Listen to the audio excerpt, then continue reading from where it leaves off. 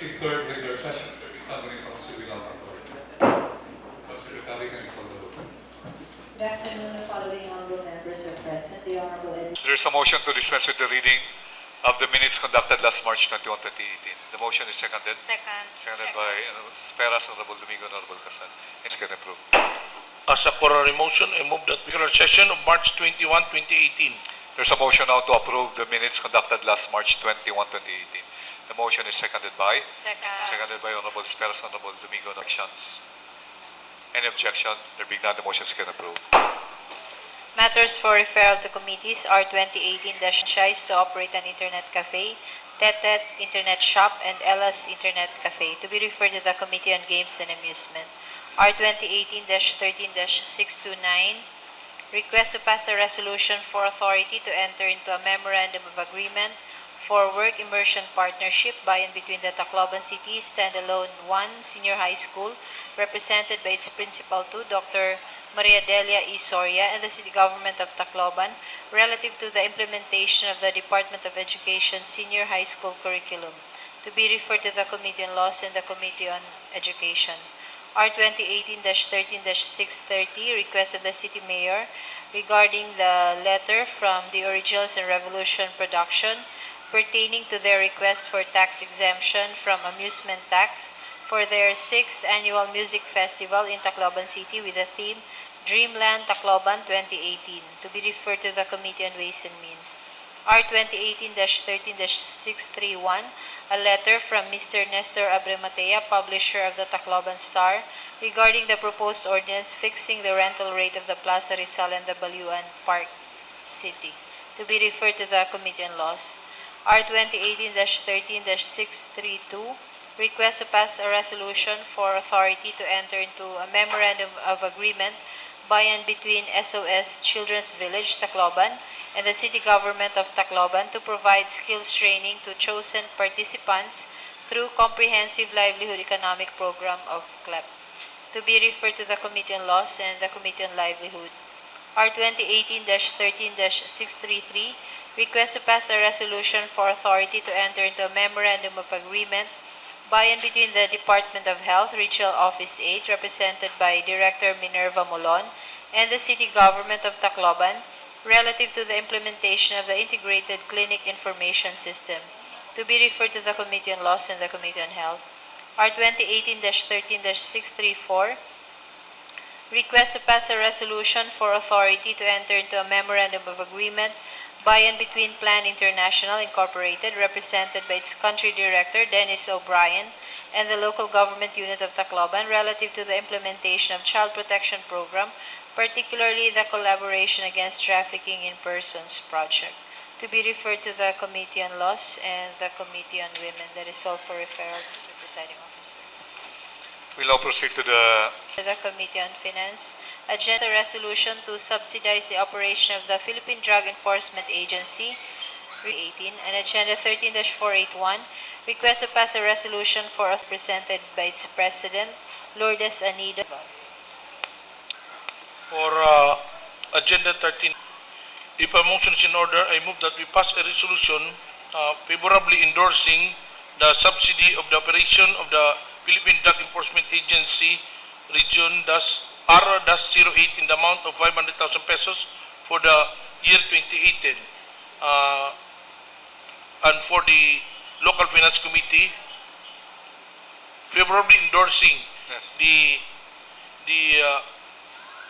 subsidy of the operation. Yes. So in other words, we will endorse the request to the Local Finance Committee for proper appropriate action. There is a motion, the request of the Philippine Drug Enforcement Agency Regional Office 8 for a subsidy of 500,000 pesos for year 2018 to the Local Finance Committee for appropriate action. The motion is seconded by all. Any discussion? Any objection? There being none, the motion is carried and approved. Rate 1, there is a request, but we differ for the meantime consideration of said matter or until next session. There's a motion to defer Constituent 1 until the next session. The motion is seconded by all. Any discussion? Any objection? There being none, the motion is carried and approved.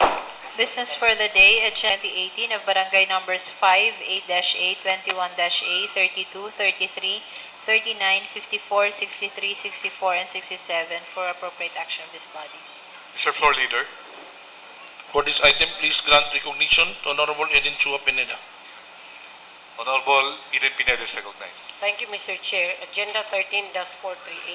Since this was passed and approved from the Local Finance Committee, I move for the approval of the annual budget for fiscal year 2018 of Barangay Number 5, 8-A, 21-A, 32, 33, 39, 54, and 63, 64, and 67.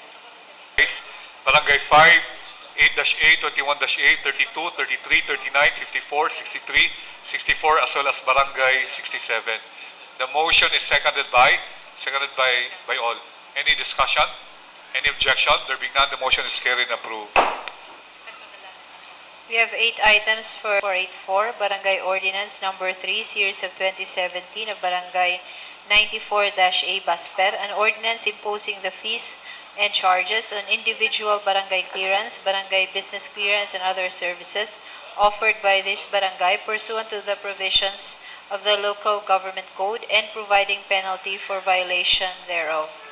Agenda 13-485, Barangay Ordinance Number 1, Series of 2018 of Barangay 97, an ordinance imposing collection of fees on business clearances, barangay clearance, fees on signboards, and imposing penalties for the violation thereof. Agenda 13-486, request to pass a resolution for authority to enter into a memorandum of agreement by and between AMA Computer College, Tacloban Campus, and the City Government of Tacloban, MIS Division, Tacloban City, relative to the implementation and evaluation of the OJT program of the school. Agenda 13-487, request to pass a resolution for authority to enter into a contract of affiliation between St. Scholastica's College and the City Government of Tacloban relative to the affiliation and training of the nursing students through the City Health Office, District Health Center. Agenda 13-488, request to pass a resolution for authority to enter into a deed of donation by and between Manuel Raagas, represented by his heirs, Azucena Raagas et al., and the City Government of Tacloban, relative to the donation of 3 parcels of land in the Villa Ines subdivision located at Barangay Apitong, Tacloban City, one of which is an open space for park and recreational purposes, and the other 2 parcels comprises the road network. Agenda 13-489, request of May Angelique Tan, the local producer of Hiraya Theater Production, for amusement tax exemption. Agenda 13-490, request to pass a resolution for authority to enter into a memorandum of agreement by and between CLEP, City Government of Tacloban, and the DepEd Schools Division of Tacloban, represented by its Schools Division Superintendent, Dr. Thelma Kitalig, relative to the collaboration in the delivery of basic education, livelihood, and entrepreneurial program by the Comprehensive Livelihood Entrepreneurial Program of the City Government of Tacloban and the Alternative Learning Systems Schools Division of Tacloban City. And lastly, Agenda 13-491, the request of the City Mayor for a resolution adopting the revised composition of the Human Resource Merit Promotion Selection Board of the City Government of Tacloban pursuant to Section 88, Rule 9 of CSC MC 24, Series of 2017, otherwise known as the Omnibus Rules on Appointments and Other Human Resources Actions. Mr. Floor Leader.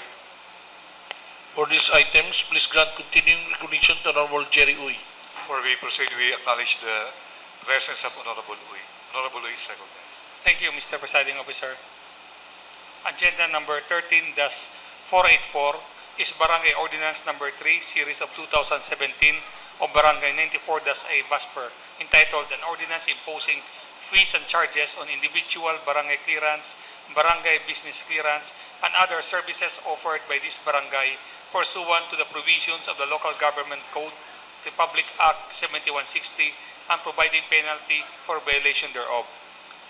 For consideration is Barangay Ordinance number 3, Series of 2017 of Barangay 94-A Basper, Tacloban City, which imposes new rates for issuance of barangay clearances for personal, business, construction, burial, and other purposes. The Barangay Council of Barangay 94 has submitted to this august body a certification that they have conducted a public hearing relative to the passage of this barangay tax ordinance. Upon review thereof, the committee recommends the following modifications. To delete Section 6 of the ordinance, imposing a barangay clearance fee for burial in a public or public cemetery. Burying the dead is not a business activity that should warrant the collection of a barangay clearance fee pursuant to Section 152, Paragraph C of Republic Act 7160.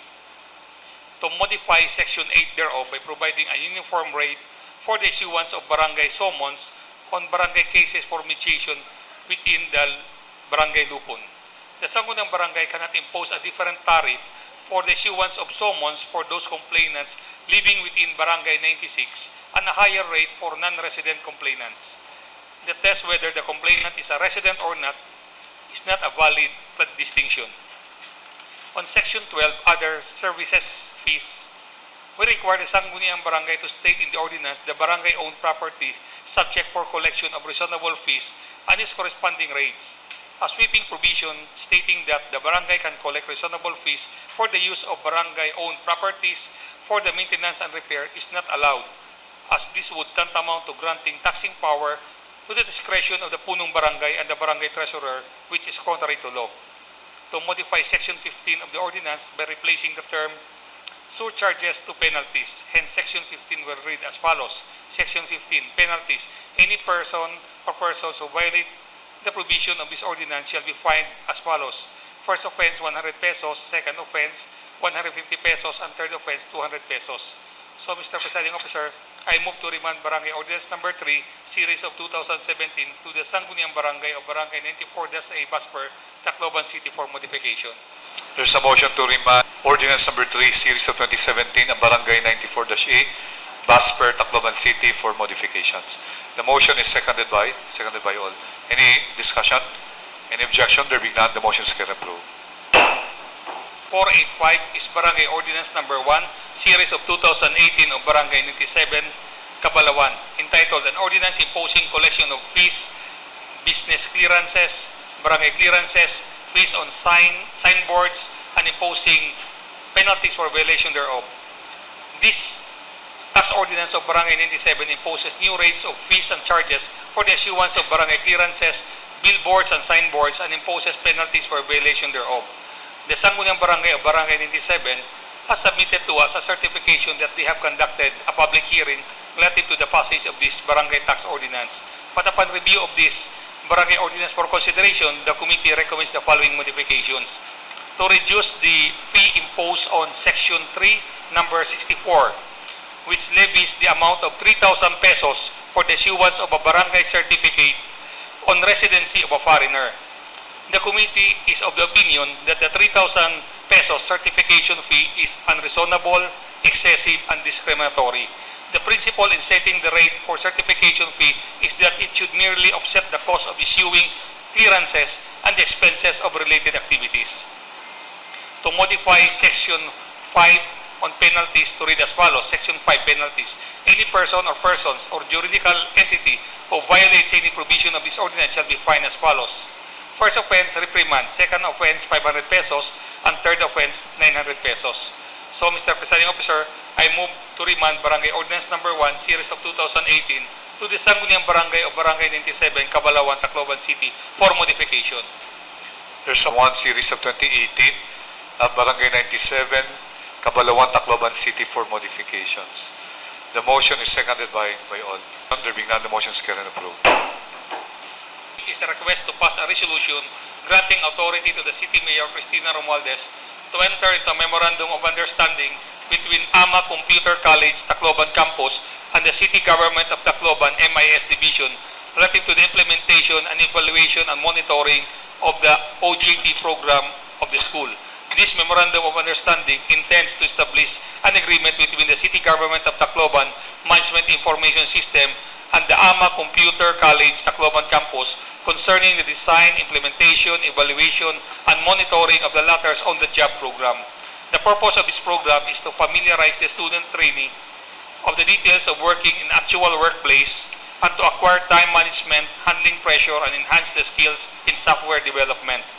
Upon review of this agreement, the City Legal Office recommends the inclusion of the following stipulations. Number 1, that AMA Computer College students shall execute a formal waiver declaring that the city government of Tacloban is free from any civil and criminal liability that may fall upon the students while inside the work premises caused by accident. That the city government of Tacloban is not an employer of the students for the duration of the on-the-job training, and that the city government of Tacloban is not obliged or forced to hire the students after the completion of the on-the-job training. Lastly, the committee also recommends that a notarial acknowledgement be added in the Memorandum of Understanding. So, Mr. Presiding Officer, I move to pass a resolution granting authority to the City Mayor, Cristina Romualdez, to enter into a Memorandum of Understanding between AMA Computer College, Tacloban Campus, and the City Government of Tacloban MIS Division relative to the implementation and evaluation and monitoring of the OJT program of the former, subject to compliance to the observation made by the City Legal Office and this committee.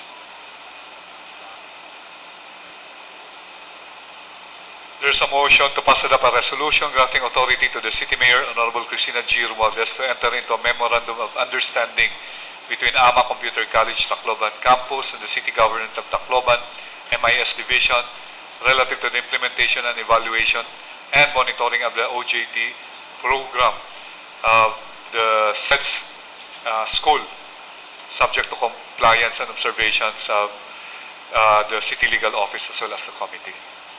The motion is seconded by all. Any discussion? Any objection? There being none, the motion is carried and approved. Before we proceed, we acknowledge now the presence of Honorable Edward Frederick. Proceed. Agenda number 13, the setting authority to the City Mayor, Cristina Romualdez, to enter into contract of affiliation between St. Scholastica College, represented by its college president, Sister Micaela M.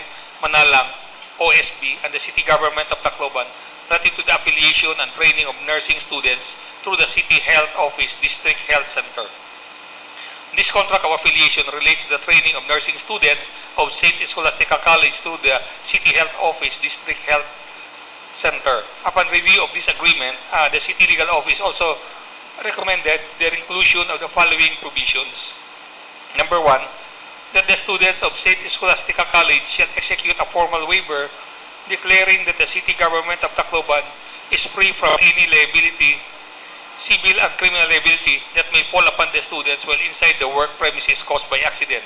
That the City Government of Tacloban is not an employer of the students for the duration of the on-the-job training, and that the City Government of Tacloban is not obliged to, or forced to hire the students after the completion of the on-the-job training. So, Mr. Presiding Officer, I move to pass a resolution granting authority to the City Mayor, Cristina Romualdez, to enter into a contract of affiliation between St. Scholastica College and the City Government of Tacloban relative to the affiliation and training of nursing students through the City Health Office District Health Center. There is a motion to pass up a resolution granting authority to the City Mayor, Honorable Cristina G. Romualdez, to enter into a contract of affiliation with the St. Scholastica's College, represented by its President, Sister Micaela Manalang, relative to the affiliation and training of nursing students through the City Health Office District Health Center. The motion is seconded by all. Any discussion? Any objection? There being none, the motion is carried and approved. Is a request to pass a resolution granting authority to the City Mayor to enter into a deed of donation between Manuel B. Ragas, deceased, represented herein by its heirs, Azucena C. Ragas, Manuel Vermon C. Ragas, and Carmina Socorro C. Ragas, and the City Government of Tacloban relative to the donation of 3 parcels of land in Villa Ines subdivision located at Barangay Apitong, Tacloban City, one of which is an open space for park and recreation purpose, and the other 2 parcels comprises the road network. This deed of donation is executed by the heirs of Manuel B. Ragas relative to the donation of 3 parcels of land in Villa Ines subdivision located at Barangay Apitong, Tacloban City, which are particularly described as follows. A parcel of land designated as Lot 2545-C-3-A31 containing an area of 223 square meters covered by transfer certificate of title number T-46311 and tax declaration number 2012-0002-02545. This is an open space for park and playground.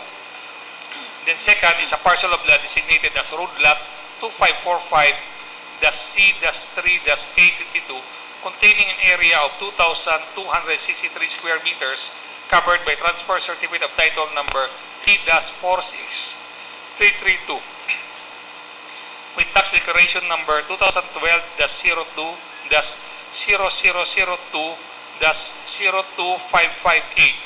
And the third one is a parcel of land designated as lot 2545-C-2-C containing an area of 328 square meter with transfer certificate of title number T-15674 and tax declaration number 2012-0002-026-023. The two parcels of land comprises the road network of the subdivision. Per review of the document the deed of donation, the committee recommends also the following: to require the donors and their instrumental witnesses to sign in the marginal portion of page 1 and 2 and on the space provided for in page 3 of the deed of donation, and also to state the valid government-issued ID of the donors in the notarial acknowledgement. So, Mr. Presiding Officer, I move to pass a resolution granting authority to the City Mayor, Cristina Romualdez, representing the City Government of Tacloban, to enter into and sign the deed of donation between the heirs of Manuel B. Ragas, namely Azucena C. Ragas, Manuel Bermon C. Ragas, and Carmina Socorro C. Ragas, relative to the donation of 3 parcels of land in Villa Ines subdivision located at Barangay Apitong, Tacloban City with lot number 2545-C-3-831 containing an area of 223 square meter covered by transfer certificate of title number T-46311, then lot number 2545-C-3-831 containing an area of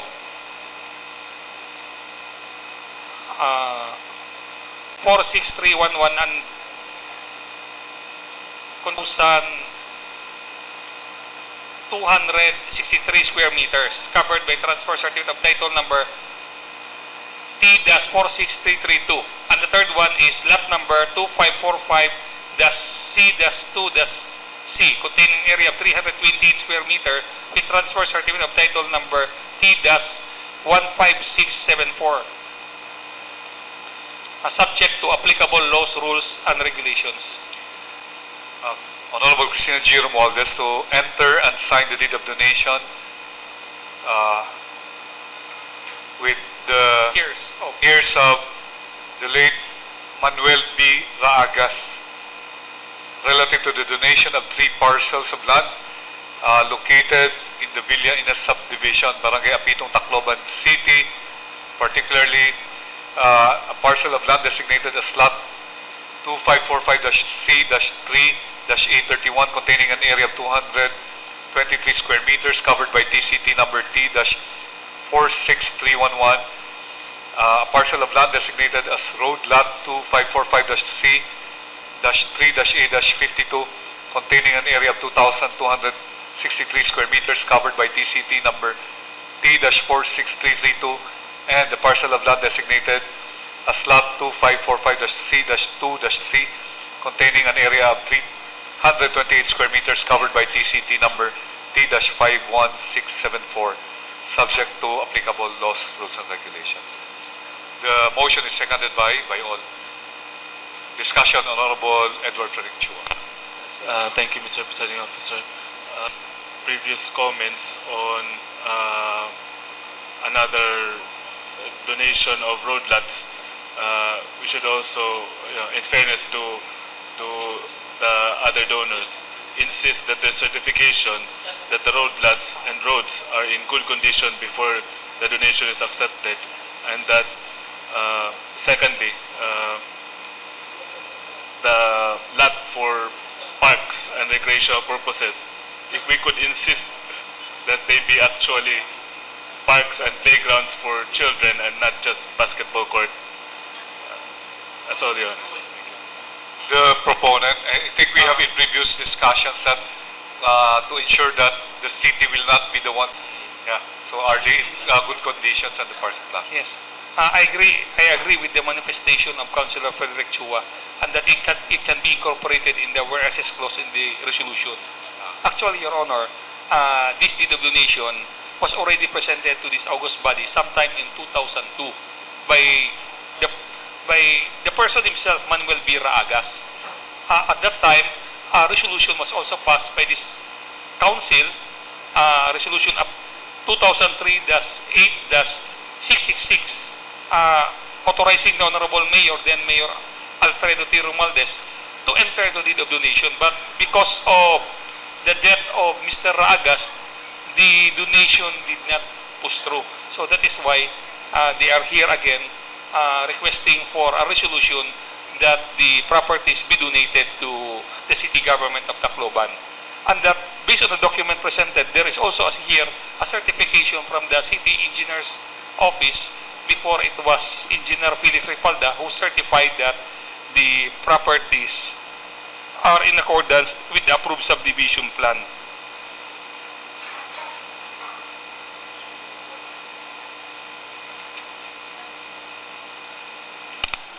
Honorable Chua. We have no quarrel on that matter regarding the endorsement of the previous of the former city engineer. But it would be better if we put in the proviso that the donation, the validity of the donation shall be subject to the condition that the road that they are donating are already concreted, because the city will maintain the roads if they are concreted. If it is not city road, we will develop it. We are not allowed to accept the donation. I have no objection to the request of Conditional Honorable na lang. Chua. How about, Stating that condition. how about the yes. open space and parks? Usually it's usually empty lot that they Empty lot, so it's all right. ah What is important is the roads. okay.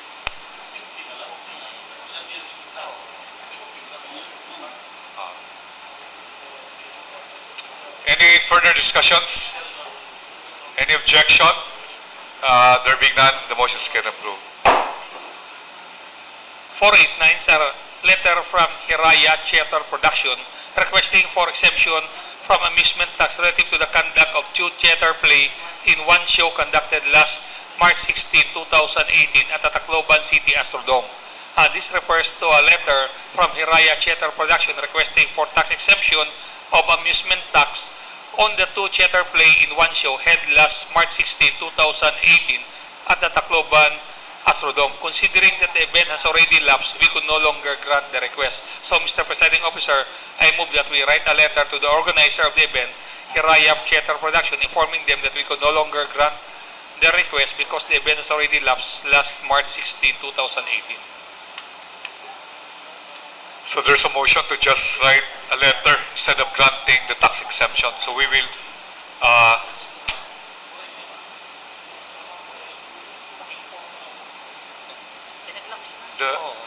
so we will still write a letter. I think it would be proper that we write them a letter that we did not grant the request because of the reason stated. Yeah. So there's a motion now to just the SP Secretariat will write a letter informing the Hiraya Theater Production that the request cannot be granted already, considering that the show has already been That it has become moot and academic. has become an academic. So the motion is seconded by all. Any discussion? In objection, there being none, the motion is carried and approved. 90 is a request to pass a resolution granting authority to the City Mayor, Cristina Romualdez, to enter into a memorandum of agreement between the Comprehensive Livelihood and Entrepreneurial Program, City Government of Tacloban, and the Department of Education, School Division of Tacloban, represented by its School Division Superintendent, Telma Kitalig, relative to the collaboration in the delivery of basic education, livelihood, and entrepreneurial program by the Comprehensive Livelihood Entrepreneurial Program, City Government of Tacloban, and the Alternative Learning System, Department of Education, School Division, Tacloban.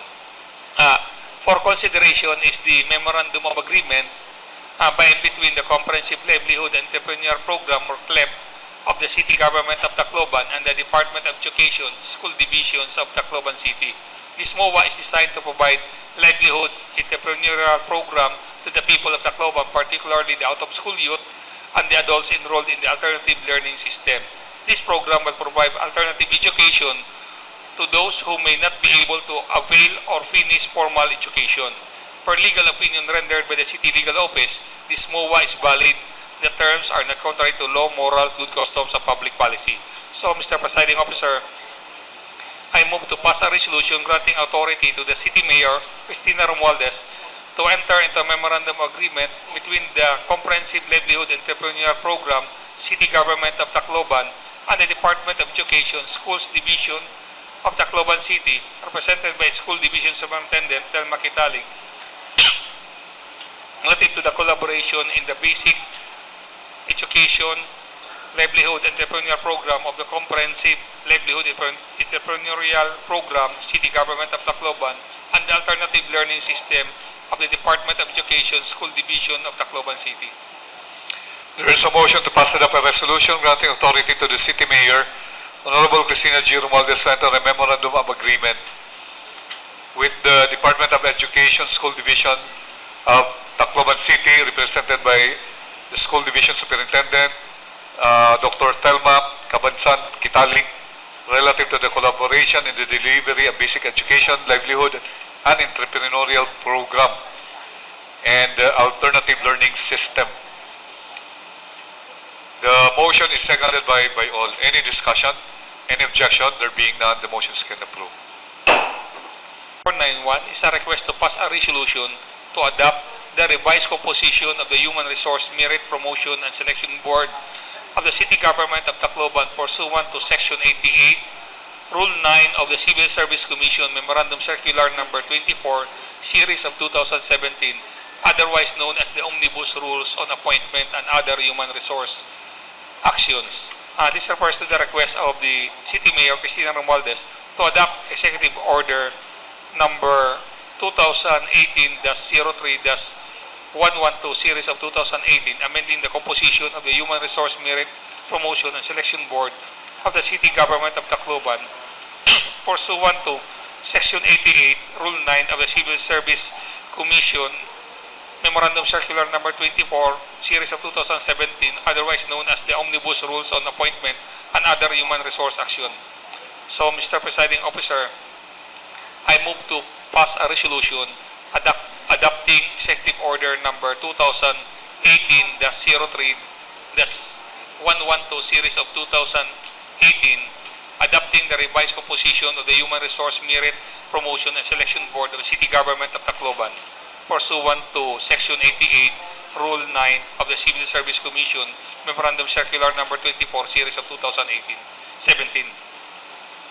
There is a motion to pass and adopt a resolution adopting the revised composition of the Human Resource Merit Promotion and Selection Board of the City Government of Tacloban pursuant to Section 88, Rule 9 of CSC MC 24, Series of 2017, otherwise known as the Omnibus Rules on Appointments and Other Human Resource Actions.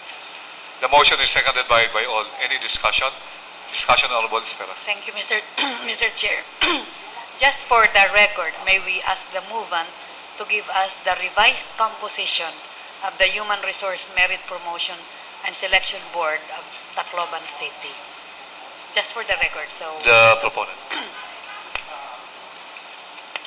Based on the executive order of the City Mayor, for the first and second level appointment, the chairperson here is the City Mayor, and the alternate member here is the OIC City Administrator, Attorney Analisa Quiliope.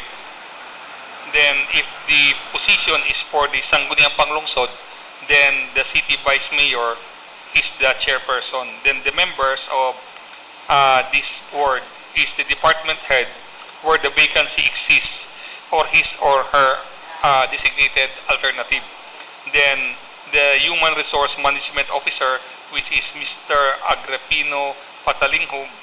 Then two representatives from the gate representative, which they will sit in the alternate.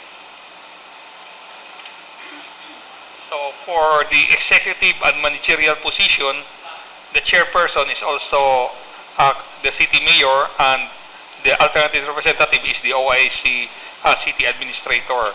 For vacancy in the Sangguniang Panglungsod, it is the city vice mayor, and the members of the board is the human resource person. Then we have a representative from the city veterinarian, then the chairperson of the SP Committee on Personnel and Appointment, and the person of Honorable Eden Pineda. So this is consistent with the rules of the Civil Service Commission, which I have checked. Any further discussions? Any objection? There being none, the motion is approved. Unassigned business number 1, a proposed ordinance regulating the use of Balyuan Park for the upcoming Tacloban City Fiesta celebrations, prescribing the rental rates therefore and for other purposes, for first reading. We will officially refer this to the Committee on Ways and Means as chaired by Honorable Jerry Uy. Unassigned business number 2, a proposed ordinance granting franchise to operate an internet cafe to the following: John Wayne Internet Cafe, S-Dub Gaming Station, Cheshel Net Cafe, Congo Internet Cafe, 2R and 4J Internet Cafe, 2R and 4J Internet Cafe Anibong, Leza Celans Internet Cafe, Ambo Net Zone, Geo Surfing and Gaming Station, Vahalia.com Internet Cafe, Lolel's Internet Cafe, Tolitz Internet Cafe, Crisandre Internet Cafe, LM Health Hobbies Enterprises, Sherry's.com Computeran Atibapa, Computer Run CyberQuest Internet Cafe, Belsky Internet Chat and Games, Chanchin's Internet Cafe, Vorge Internet Cafe, PPFF Gaming Hub, Tony and M's Pisonet and Internet Cafe, Pesonet, Kev's Internet Cafe, OJ's Internet Cafe, and Billy Nasi Internet Cafe, for first reading, sponsored by Honorable Victor Emmanuel Domingo. We will officially refer to the proposed ordinance to the Chairperson Committee on Games Amusement as chaired by Honorable Victor Emmanuel Domingo. No other matter in my table, Mr. Presiding Officer. Sir Floor Leader. There is one matter here regarding the letter from Vice Mayor's League of the Philippines. If a motion is in order, I move that we pass a resolution requesting the City Mayor to authorize to grant travel order to the City Vice Mayor, Honorable Jerry Yaucasin, to attend to grant travel order to all members of this august body who would like to attend the said meeting on May 8 to 10, 2018 at the Diamond Hotel. There's a motion to pass a resolution requesting the Honorable Mayor, Honorable Cristina G. Romales, to grant travel order to the Vice Mayor as well as members of Sangguniang Panglungsod to attend the VMLP second quarter regular meeting on May 8 to 10, 2018, Diamond Hotel, Malate, Metro Manila. The motion is seconded by all. Any discussion? Any objection? There being none, the motion is approved.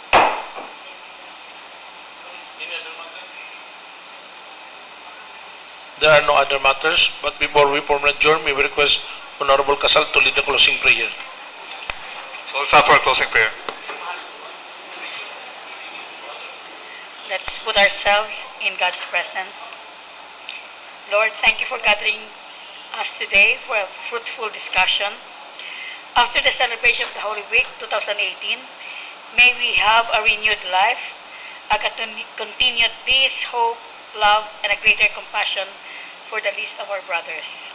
May we continue to serve the community according to your will. All this we ask in Jesus' name. Amen. Panglungsod is now officially adjourned.